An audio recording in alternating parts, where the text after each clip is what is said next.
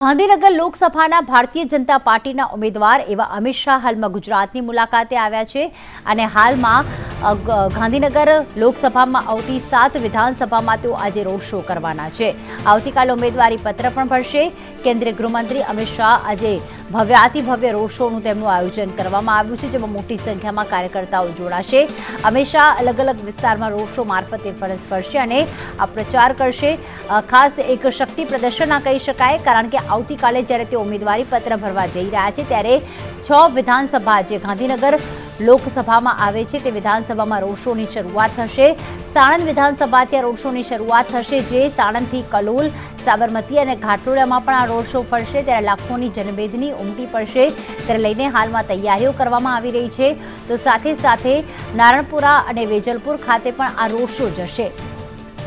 વેજલપુરમાં અમિત શાહ ચૂંટણી સભાને સંબોધન કરવાના છે, એટલે કે સાણંદથી શરૂ થયેલો રોડ શો પૂર્ણાહુતિ તેની થશે વેજલપુરમાં જનસભાનું આયોજન કરવામાં આવ્યું છે, જ્યારે આવતીકાલે અમિત શાહ ઉમેદવારી પત્ર ભરવાના છે। ગઈકાલથી તેઓ ગુજરાતની મુલાકાતે આવી પહોંચ્યા હતા।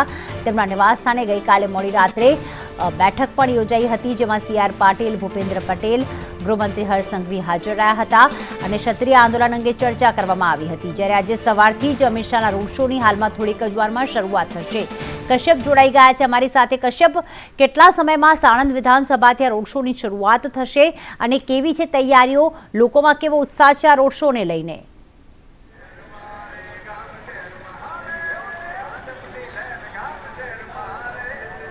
કનુભાઈ કઈ ગયા?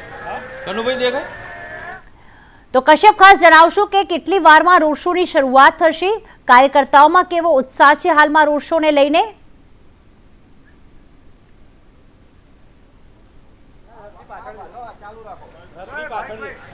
બિલકુલ, અમિત શાહ જે છે તે આજે પોતાનો સંસદીય મત વિસ્તાર જે છે તેમાં સમાવિષ્ટ 6 વિધાનસભા છે તેમાં રોડ શો કરશે અને સાંજે તેમના દ્વારા વેજલપુર ખાતે એક સભાનું આયોજન છે તે કરવામાં આવ્યું છે અને સાણંદથી આ રોડ શોનો પ્રારંભ કરવામાં આવશે અને અહીં આજે રોડ શો છે પૂર્ણ થશે ને ત્યારબાદ તે અહીંથી કલોલ ખાતે જશે ને ત્યાં રોડ શો જે છે તે તેમના દ્વારા કરવામાં આવશે અને ત્યારબાદ સાબરમતી, ઘાટલોડિયા અને નારણપુરા ખાતે પણ આ રોડ શોનું આયોજન છે તે કરવામાં આવ્યું છે।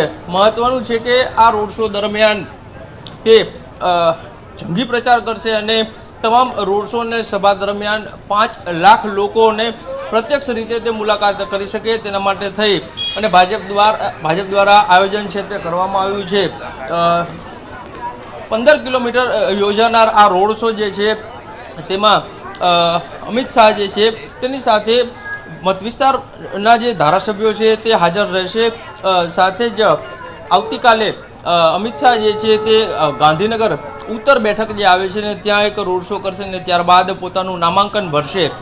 મહત્વનું છે કે 2019માં પહેલી વખત તે આ મત વિસ્તારથી સાંસદ બન્યા હતા અને ફરી એક વખત પાર્ટી દ્વારા તેને અહીંથી ઉમેદવારીની તક આપવામાં આવી છે અને નામાંકનની પહેલા આ જંગી રોડ શોનું આયોજન ભાજપ દ્વારા કરવામાં આવ્યું છે। આભાર કશ્યપ તમામ વિગતો માટે।